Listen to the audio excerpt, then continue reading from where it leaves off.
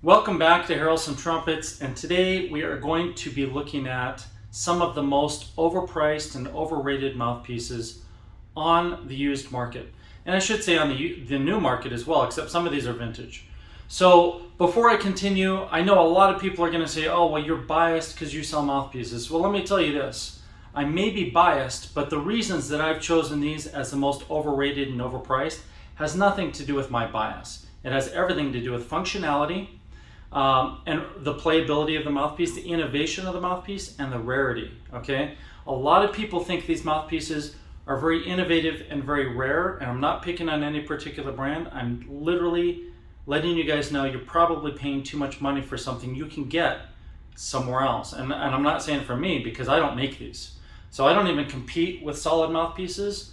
Harrelson Trumpets doesn't do any of that. So you don't even have to look at me, but there are other mouthpiece makers that are creating new innovative designs that are better than these, and they cost a lot less. All right, so the first one I want to talk about, I've got all of them here in this display.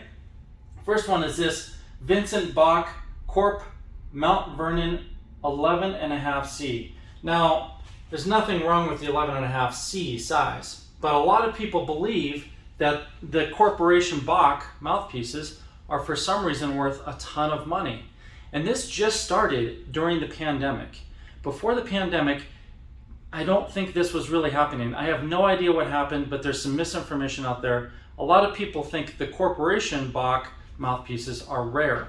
I'm here to tell you they are absolutely not rare. I mean, they were made in the tens and tens of thousands. They're not rare. I've owned hundreds of them myself, and I probably have 100 today. But this one being 11.5C, a lot of people go nuts over a different size, like it's not a 7C or it's not a 3C or some other thing. 11.5 sounds unusual. Well, it is somewhat unusual, but I'm pretty sure you can still order this mouthpiece today brand new. The difference would be it does have a different rim profile. The dimensions aren't the same. There's nothing really special about the old ones. Actually, they're less special in terms of being a consistent solution for people, simply because they were cut by hand or by these machines that had indexable turrets. And basically what happened was they had a tool, and as the tool was finished, they had a cam system, and when, let's say it drilled out the first part, then it would flip around the next turret position and basically drive into the stock again and have a profile tool and so on and so forth. And it would have like 4 or 5, 6 different tools to get the shape that it needed. The issue with that is those cam systems, while they were very robust, very well-built machines, they didn't index perfect every time, and the sizes were inconsistent. And if you were to measure 10 off the line, then they would all be different sizes and different shapes. It was a quick, semi-automated way to make mouthpieces, and that has since been abandoned by most companies. However, I will say form tools are still in use by quite a few companies today for mass production. And mass production, the only way that mass production can be really accurate if it's mass inspected, okay? So I'm gonna give one of these mouthpieces away.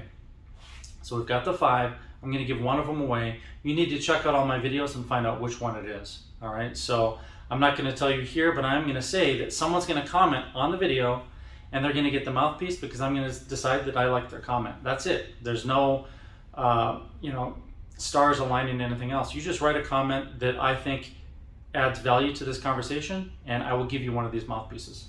Okay, and there's nothing wrong with these mouthpieces. I mean, some of them are worn, but I'm not, saying there's anything wrong with these mouthpieces. They're all good mouthpieces if they fit you, the player. So if you see one and you like it and you're like, well, I think the 11.5 would fit me, you're more likely to get it because I'm not going to give it to somebody who doesn't think it's going to fit.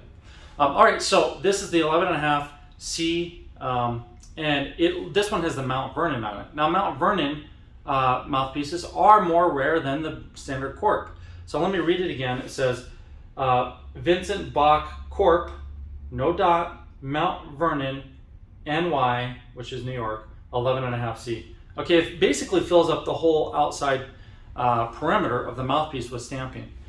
So the Mount Vernons are more rare. If you're a collector of mouthpieces, they could be worth a little more. In my professional estimate, this mouthpiece should probably sell for about $75 to $95 if it's in great shape. this mouthpiece is in terrible shape, okay? So you can look at it as I rotate it. It's got plier marks all over it. The plating's worn. The shank has been worn quite a bit. It's messed up down here. It's got grooves. It's, in my opinion, terrible condition.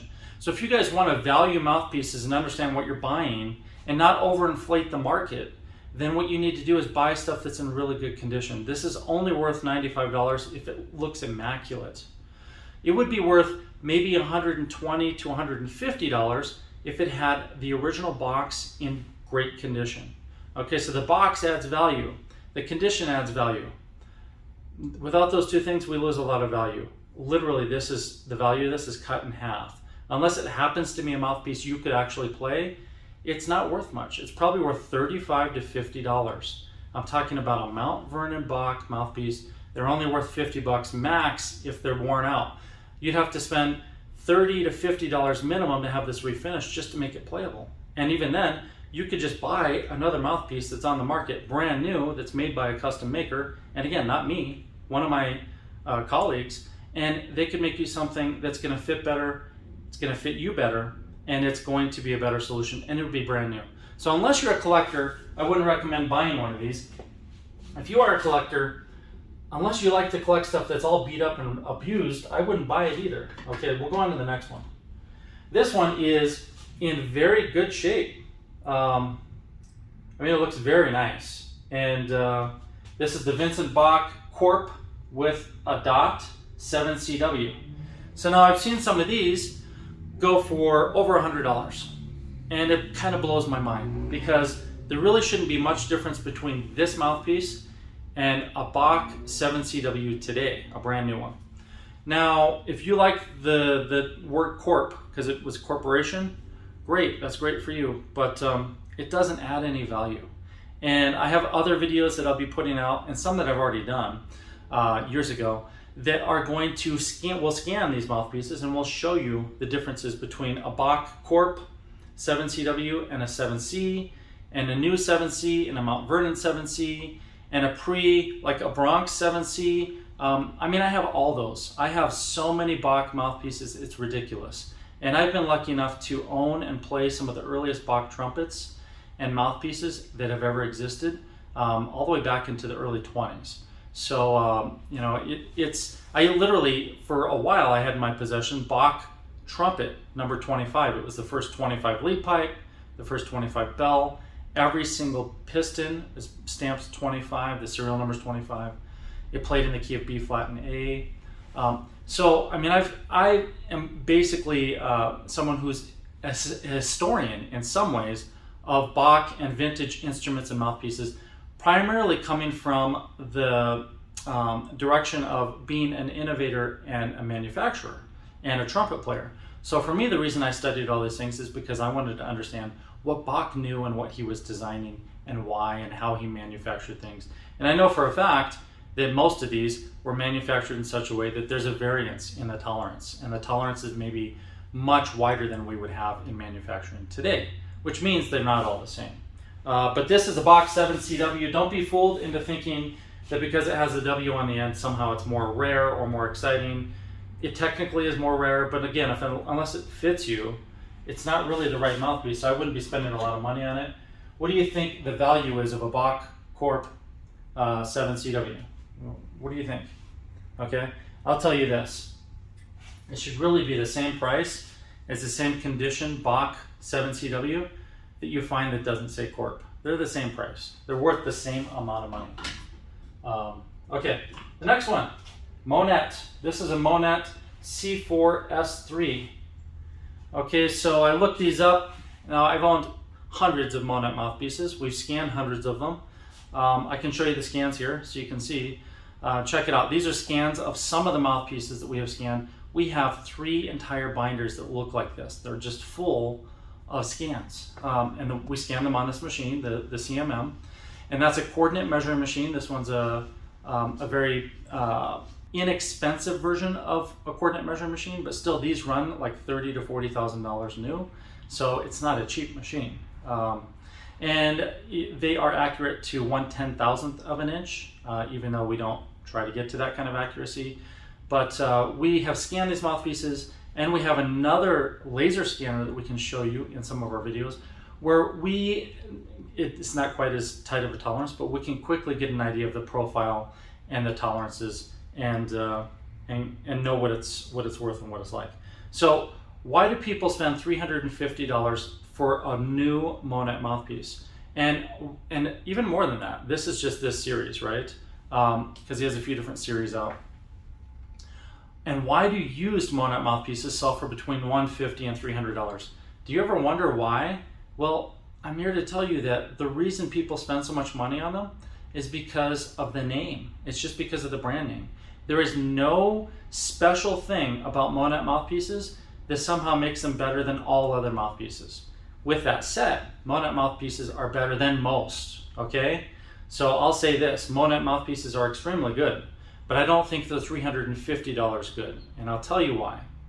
This is one variation. This is a single mouthpiece. Remember in the beginning of the video I said they don't compare to my mouthpieces? Well, Monette doesn't compare either. I mean, this is basically like the most basic mouthpiece you can buy, and at Harrelson we don't make stuff like that. Ours is modular. You can take it apart, you can configure it to anything. I can set up my SpectraTone mouthpiece to be exactly the same dimensions as this Monette mouthpiece in 1 minute. And that's going and pulling the parts. It doesn't take long. But if you had them in your hands, if you owned the parts, it would take like 15 seconds.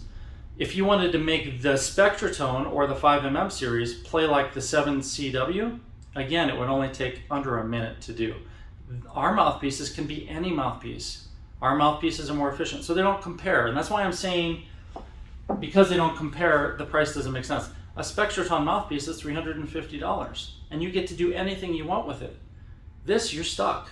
And I know people that have dozens and dozens of these on shelves and in drawers, and they're never used because they bought 3 or 4 or 5 1 year, didn't work.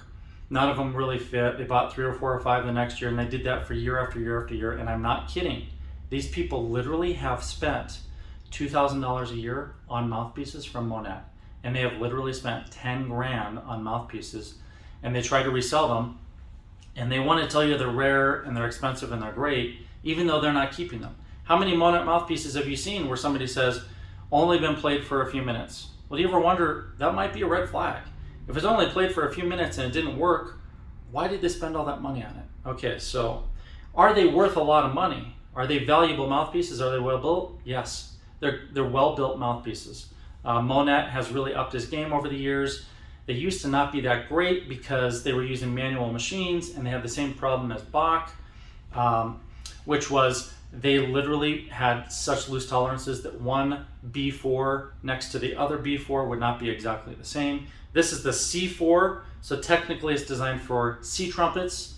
Another reason that Monette is better than others, a lot of others, is because he did actually create the mouthpieces close to the right length. And at Harrelson we do the exact same thing. There are other brands that do that. He learned that from a company called Olds. So Olds made mouthpieces that were the correct length for B flat. And all the other mouthpieces at the time were really designed for the key of A. I shouldn't say all the others. There were a lot of European mouthpieces that were pitched correctly. It's just in the US and in North America we had that problem. And if you look at this array of mouthpieces, you can see some of them are shorter. Okay, so let's pull this one out. What is this? But it has a name, but I looked it up a while ago, and I couldn't find the maker the first time, but this is the same dimensions as this Monette. It's probably about a 1/16 of an inch longer. So don't let Monette convince you that he invented the idea of making the mouthpieces the correct pitch or the correct length. He didn't do that, I didn't do it. We both offer that, its importance, but we didn't invent that. That was invented, back in the 1800s. So none of us today should be taking credit for other people's work. Check this out. Here's an older mouthpiece, okay? A very old mouthpiece from the 1800s. And it is a little bit longer than the C4. It's probably close to the B flat size. Here's the Harrelson version. Yeah, so it's right between the two. So you can see back in the 1800s, they were making mouthpieces the correct Monette, correct length, okay? So it's not an innovation, it's just something that we should push and we should teach. And I have hundreds of mouthpieces, they're not all here. But I should have pulled an old mouthpiece, because then you would see even the shape is similar to a lot of his mouthpieces. So I've gone on and on about Monette. Why do I think they are good? Well, a lot of them have a semi-flat rim, not all of them, which is better for some players. Okay, not everybody, but it's better for some, especially those who have perfect teeth. Okay, so some of you have braces and you got your teeth straightened, then a semi-flat rim or a more flat rim might actually work better for you. But if you have high points where like your teeth are crooked, and mine are really crooked, then it's not going to matter so much. I can play on a round rim, I can play on a semi-flat or a flat. They don't really make a huge difference to me in terms of the profile, but for a lot of people they do. So if you happen to have braces and have perfect teeth, then they may fit you better. Ironically, they're more expensive, and the people who have braces tend to have more resources, right? So there's a match there, I don't know why. All right, so that is the Monette. And they're gold plated. They gold plate those in-house, so that would add some value. My personal feeling is that a Monette mouthpiece, a new one, really shouldn't sell for more than about $195. That's my opinion. That's my professional opinion. The reason I say that is, and I think that's on the high end, is because it's a solid mouthpiece. He literally took a solid piece of brass and he machined from both ends in one machine, and it didn't take very long. I know how long it takes because I make mouthpieces, and I've been making them for a very long time, over 20 years. And to make that mouthpiece in one of my machines would take probably about 4 minutes. To plate it would take a little more time, but it wouldn't take very long. Now his machines probably aren't nearly as fast as mine, so Monette may charge more. It maybe take like 8 or 9 minutes on his machine. Regardless, let's say that he's selling them for $350 each. And let's say it was $50 in labor and materials and everything to make the mouthpiece. That's $300 for marketing and then profit, okay? If he can make, say, 6 an hour, then you guys are giving him $1,800 an hour. And there's no real reason to do that, because there are better mouthpieces out there by other custom makers that cost a lot less. So I'm just saying, broaden your perspective, learn about other makers, and I'm not gonna say any specific, I'm just saying, hey, go shop with people that are being fair with their pricing and are still doing custom work that is high end. And there's a lot of shops. Monette does not deserve that much attention. All right, the next one is a Vincent Bach Corp New York 7C. We talked a little bit about this before. This one is relatively worn. It's not that beat up, but it doesn't look great. So I'd say on a condition scale of 1 to 10, it's probably a 6. It definitely needs to be replated and probably resurfaced on the top, so buffed out. It's never going to be a perfect mouthpiece, and it is not worth that much. I would say this is probably worth about $30, okay? Mainly because there's so many of them, and also because it's not in good shape. If it were in perfect condition, it could be worth maybe like $60, $70. But that Corp New York does not add as much as you think, especially with this standard stamp. Now, if it were hand stamped, that would be a different story. Those are a different era. It's not.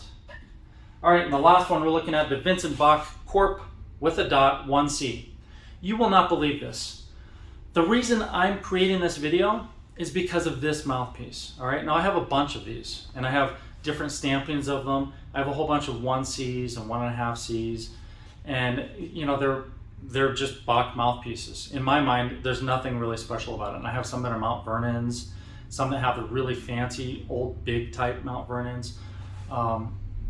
There's nothing special about this mouthpiece. For some reason, recently, people are trying to convince you that they are worth $300, $400, $500. They are not. This is exactly the same value as the same condition mouthpiece you buy from Bach today. So if you could find a 1C for $35 in good shape, that's what this is worth. And there's no reason it should be worth any more. They are not rare. And a lot of you are going to comment saying, oh, they're super rare. Well, I'll tell you this, I buy and sell trumpets. I don't really buy them, but I take them on trade and I work with people who have them, and I have bought and sold them for many years. I don't do that anymore. But how else would I own hundreds of these mouthpieces? I mean, the reason I know the value is because I see them, I buy them. I'm the person that actually, when I drive through a town, I ask my wife, hey, could we stop in that pawn shop? And I buy all the trumpets and I buy all the mouthpieces if they're a good deal. And if there's an estate sale or a garage sale. But the other thing is, people call me every week and say, hey Jason, I've got all this stuff I want to unload, or my husband died and I want to sell all his horns and all his mouthpieces. I get that stuff when I want it. So I see the prices and I see what's out there all the time. The only place you're going to pay too much money for this is probably eBay, Facebook Marketplace, or maybe Craigslist. Somewhere where somebody claims it's a great mouthpiece and they convinced you it was. The prices of mouthpieces right now are so overinflated on eBay, I can't even believe it.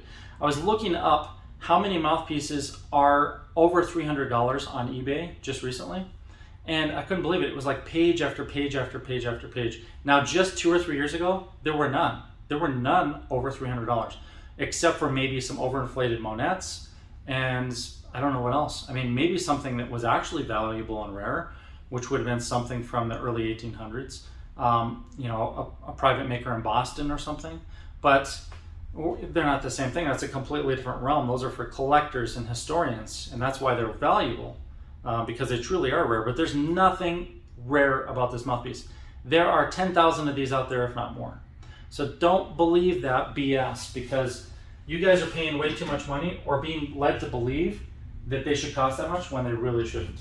And there are all these other mouthpieces in the world that you could be playing, and a lot of them are way, way, way better than these, including that one, you know, all of them. So there's no secret ingredient to an old Bach mouthpiece that hasn't been reproduced. Now let me qualify all those statements, because I know a bunch of you are like, well, how could this be true? I hate this video, right? You're thinking that, like, this guy's a schmuck. Why would he tell us this stuff? Well, I'm just trying to tell you guys the truth. I don't want to see you spend $300-400 on a Bach that was a Bach 6C, right? Or a Bach 6 or a Bach 7 without the C, or a Bach 6A. You know, like, you see these numbers and letters, and you see Corp, or you see New York, or you see Mount Vernon, and you think, I've got to have it. It's super rare. Nobody has it. This is the secret ingredient. I'll tell you this. If you believe that you need a different mouthpiece to fit you, you should go visit one of the dozens of custom trumpet makers or mouthpiece makers and work with them. And it doesn't have to be me. It doesn't have to be any of my friends. It could be somebody I've never even heard of. But you should go to those shops and ask them for solutions. If you care so much about your trumpet playing that you want to find this magical mouthpiece and you're willing to spend, you know, over $50 on one of these pieces of junk, then you should literally just put your money where your mouth is and go to one of these makers, whichever one's closest to you maybe, and visit them and say, hey, look, I've been thinking about getting a new mouthpiece. What do you suggest I try? This is what I've played. This is what I'm trying to do. Any mouthpiece maker who's still in business today knows what they're doing. They all do. So there's no person out there that's like, you know, selling lots of mouthpieces and they're not good. All right. So some of them may lead towards, may tend to be more like lead mouthpieces. Some may be more like big, robust, warm mouthpieces. There are tendencies by brands, by some brands. And then there's some like ours where we just offer everything. You can have a lead mouthpiece or a flugel mouthpiece or cornet, or you can make your trumpet sound like a flugel or a cornet, whatever you want. But go to one of those people and ask them to help you figure out what's going to work for you. Because buying something for, you know, over $50 on the internet that's in bad shape and that's definitely going to be need to be replated doesn't make sense. Here is the reason you want to trust the new mouthpiece makers. Almost all of us either have equipment like I have, or some of those makers buy the scans from me or from someone else who does it. And you know, whoever has a CMM is going to have the most accurate profiles, okay? So there are a couple of us, including Cancel, who's gone now, who had a CMM and they did that work. But there are a couple of us in the industry who have true CMMs. And I'm not talking about like some device that can kind of like fluctuate. Those aren't very accurate. I'm talking about actual coordinate measuring machine. Those people can then reproduce the contours on their lathes, and then they can put it back on the CMM and verify it's correct. So if you wanted a duplicate of a Bach 6, right? All you have to do is ask one of them, hey, have you ever scanned a Bach 6? They're probably going to say maybe or no, or I can buy the scan from Jason or whatever. But the thing is, you don't really need it. Nobody needs to buy scans or have something scanned, because there's little to no chance that that specific rim was the perfect size for you. And most companies that have scanned anything, they've scanned enough Bach and Yamaha and Schilke and other things, you know, like Rudy Mux, or, you know, the Gustat. That's another overpriced mouthpiece I didn't bring up in this one. But they probably have enough scans of different sizes of them that they can then find the formula that may have been used to create the different diameters and easily reproduce that size. But I guarantee you, there's nobody out there that's going to say, I heard about this one size mouthpiece and I need it, and then when you go to play it, it's going to be the best one. It's not going to be the best one, because every human being has a different dental structure. You have different approach to playing, a different embouchure, you have different thickness and diameter of lips and muscles, and everything is different, right? So if you want to learn more about getting fit for a mouthpiece, then you should look up my video on YouTube, the 3 most common mouthpiece mistakes. And that one is going to lead you into understanding more about this and how and why you can fit yourself for a mouthpiece, but it's best to visit someone or to talk to an expert.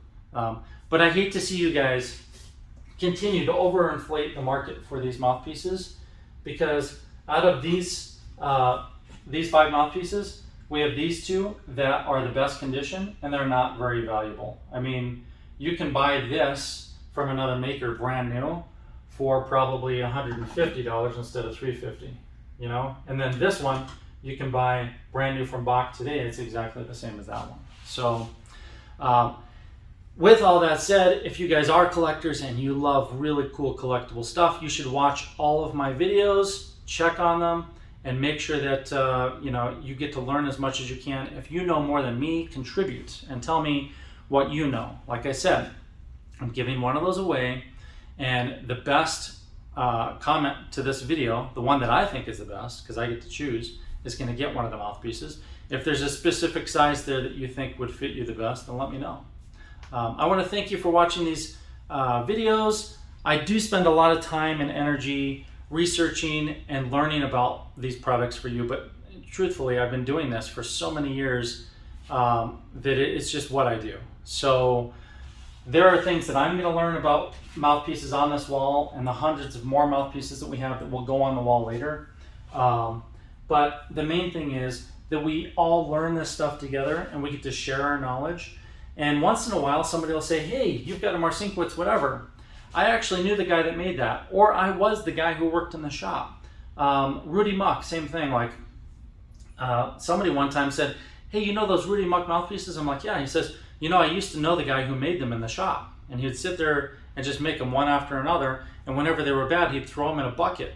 And there was another bucket he'd put them in before they went to plating or stamping or anything else. He says, I've got a whole bunch, do you want some? So he gave me a bunch, right? That's the coolest stuff in the world. If you guys have those connections, then share that with each other. Share it with me. The more I can share with our viewers, the better. And the truth is, I just love this stuff. You know, I'm a trumpet player, trumpet innovator, and a trumpet builder, and mouthpiece builder. I've built thousands and thousands of mouthpieces for great players around the world.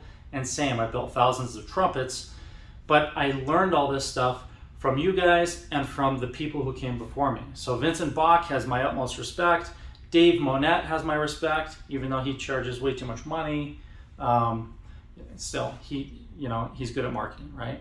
But all these people that came before me or that are out doing it today, they all deserve your respect, okay? Because these people are working hard for you. And the worst thing you can do right now is go buy a knockoff, cheap, Chinese-made mouthpiece for 2 reasons. One, it's a cheap knockoff that basically is taking the place of someone's hard work. And what I mean by cheap knockoff is the factories are filled with people that are paid next to nothing, and they're told to kind of reproduce this thing without a CMM and without the information and without good equipment, and they're never going to achieve it. So it just looks like a good mouthpiece. They'll copy the profiles of famous brands like Monette or mine or others, and that's not a good thing.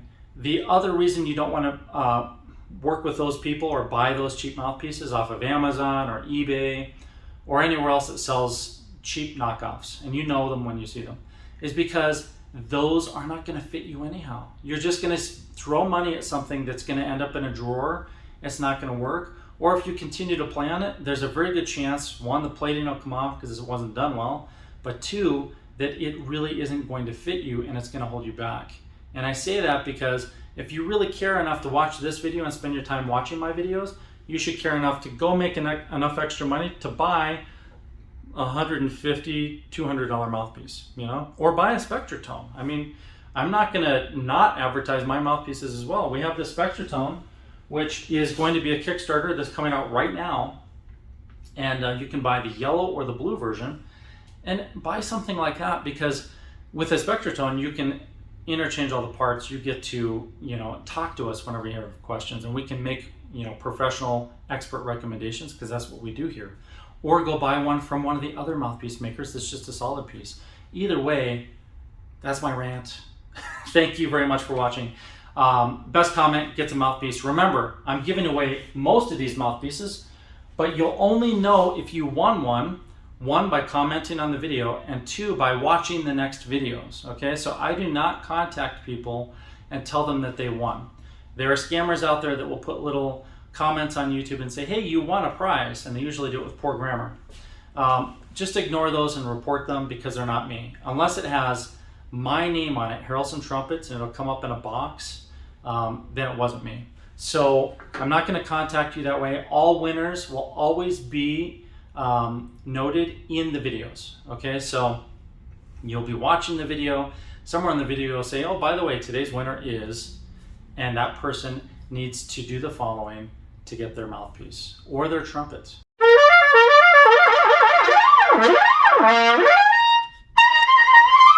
Okay, and one of the things I'm going to be giving away in one of the videos soon is this trumpet. So if you want this trumpet, I'm going to give it to somebody who's watching. You have to subscribe, you have to like the video, and you have to watch the video to find out who won. All right, thanks guys, I'll see you next time.